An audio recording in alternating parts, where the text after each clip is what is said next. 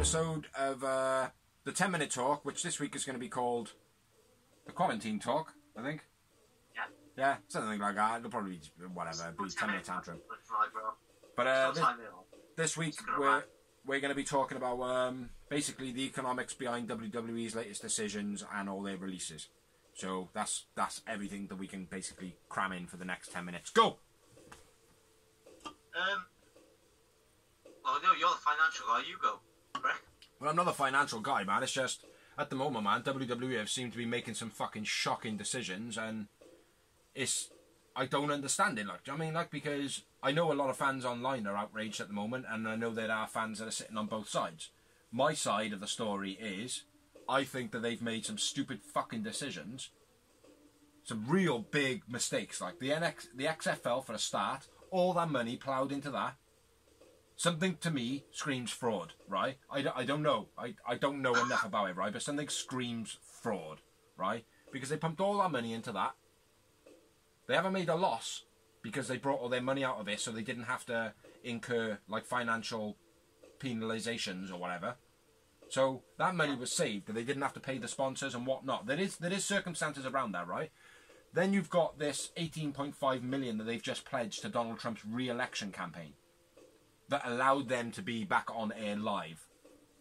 Another waste of money, right? They've just released all these wrestlers now. Like that list you just rattled out, man, while I went for the piss. That must have been about 30 odd people. There was a lot in that list, right? All those people, right? All those people have just been fired now, right? They've all lost their jobs. Some of them are on furlong, so they might get their jobs back. All of them might potentially get their jobs back. But at this financial stage at the moment, a lot of them are now out of pocket. Right? A lot of them are out of pocket. But yes. Vince McMahon's big fat money wedge in the bank is nowhere near at the bottom of what it can be. Do you know what I mean? Like, he doesn't need to get rid of all these wrestlers. Here's the thing, right? You look at these released wrestlers, right? I'll name them after you now. Drake Maverick, Kurt Hawkins, Carl. He's just the on-screen talent now, right? Yeah. Drake Maverick, Spud. Yeah. Kurt Hawkins, Carl Anderson, Luke Gallows, Heath Slater, Eric Young, EC3, Leo Rush, Eric Rowan, Sarah Logan, Mikey Yoda, Eric Rowan, Primo, Epico, Mike and Ice. Now, we all know WWE normally do release at this time of year, right after WrestleMania. Yeah. There's a lot of releases. Yes. Now, Drake Maverick was the general manager on 205 Live, and Luke Gallows and Anderson. None of them were being used on TV. No, I appreciate that. So they would be normal releases. So any other time of the year, any other time in timetable of life, it wouldn't matter. Do you know what I mean? Not that it wouldn't matter, because these people would still lose their jobs and whatnot. Well, there's a bit of half and half in it.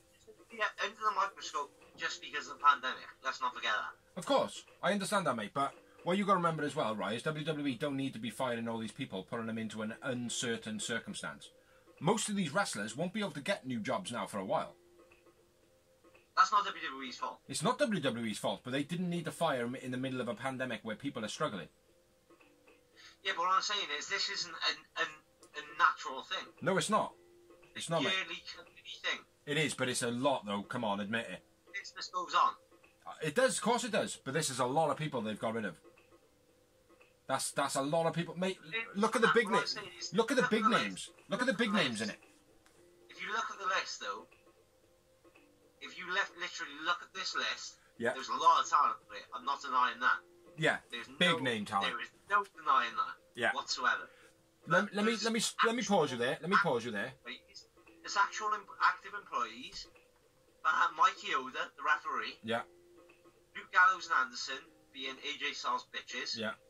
They're not even a full-time. Let's be fair. They're not like a full-time act. They're just AJ No, I know. Styles bitches. But hold on. Let me stop you there, right? Let me stop you there. That's right. They're not full-time, but they were promised full-time. They were promised something better than what they had before, which was better than what they've got now. Same as EC3. Oh, come over to WWE. Come over to WWE. We'll give you this. We'll give you that. They didn't. Eric Young, come over to WWE. Come over. And they fuck them over like this, mate. Huh? They were promised an opportunity. Yeah, but they fucked them over, mate. EC3 is still sitting on a swing waiting for his push, mate. Do you know what I mean? Yeah, mate, I'm EC3's biggest fan. Mate. You don't need to stop me. I sold you on EC3. Yeah, but the thing is, he would have sold himself on me anyway. Do you know what I mean? Because he just grew. He grows on you, mate. But he was a talent. He was a main event talent, mate. You know. I know. That from day one, bro.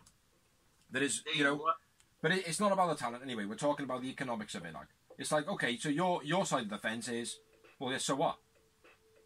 Yeah, my side of the fence is right. I thought you would have been on the same side as me. I am on the same side as you, definitely. But what I'm saying is, this happens every year. It does. No matter what. But never to this extreme. I think it's being thrown into the microscope a little bit more because of the pandemic. Of course. Like I said, I would understand if it was like Samoa Joe getting released. Like, I mean, all these people, like I said, bar the referee and Gallows and Anderson, aren't really used on TV. Of course not. I understand that. But they're all... Any other time in the world, any time in the rest of the year, before this pandemic, if they got released, you wouldn't have batted an eyelid. Maybe though, mate. Maybe. Do you know what I mean? Like, I don't think they would have released a lot of these names if it wasn't for the pandemic. Well, no, they've released. Well, yeah, a lot of it is to do with the pandemic. Yeah, because they can't. If they can't get them on TV, what's the point in having them? Exactly. And if you're not using them anyway. It all makes sense. I'm not saying that it doesn't make sense. But they don't need to get rid of them right now. They don't need to. They could wait. They could wait 3 months, mate, and do the right thing. But they've chose not to, and that's why this is about economics. Like, basically, yeah, right, for WWE, great, brilliant. They've just saved $4 million a month. Plus, do you know what I mean? Like, plus $4 million a month. But, hold on. But the economics, right, of Mr. Dorsey, who used to wrestle, like, all the time, was getting a steady paycheck, is now a poor guy. He doesn't have an income. A perfect example, which resonates with me. I used to work with Wetherspoons. Yeah. And what did Wetherspoons tell them all? Go work for fucking Tesco's, bro. Yeah. Well, it's the same with me, now mate. I work for Thank Fuck, yeah. which is a very similar company to Wetherspoons, but they paid us our full wage for the first month. Yeah. So, thank fuck, big up my company, Green King Hungry Horse. Same as when I worked for Tenny Owls, mate. Do you know what I mean? Like, they were the same, or if you don't like it, work for Tesco's. It's like, well, Tesco pay more, like, we'll go and do it then. It's like, nobody wants to work for Tesco's. Do you know what I mean? Like, you know, poor example or whatever, but that's the attitude, like, do you know what I mean? And that's what it's like with Vince. It's like, well, tough. My thing was, it's two companies in the exact same boat. Yeah. And we were treated differently.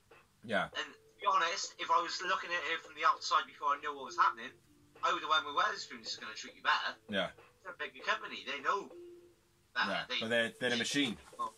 They're a machine, mate, like WWE. Wetherspoons sucks. Fuck Wetherspoons. They're in the same boat as Vince McMahon. Fuck Vince.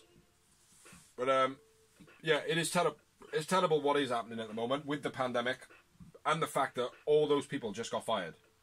Some of them not fired, some of them are on furlong, which basically they will get their 80%, essentially. Do you know what I mean? Like, but well, I don't know if that is the case in America. I don't know how it's working. Like, so most of them might be off. Do you know what I mean? But a lot of those. So I'm guaranteed 80% of my wages until I'm going to back to work. I'm guaranteed my job back. Yeah, same as me. But a lot of people are now out of work. A lot of families are now going to, you know, not go hungry straight away, but if they can't find something else to do or someone else to pick them up, you know, tough times, man. Tough times. I'm not like people. A lot of people are hating on Vince for this, but like I said, this happens every year. So if it was like if it was out of the blue, yeah, I would be on board with it. But because it happens every year, and these are talents that ain't necessarily being used anyway. No, I get that, mate. I'm not bigging at Vince McMahon on it at all. Let's not get this. No, of course. I know you're not bigging at Vince McMahon. But I'm not hating on him like he's the devil, like most people are. Yeah, I think he's a prick. But anyway, I think that's enough said of that. Yeah, we run that down. Yes. Yeah, I think that was pretty good.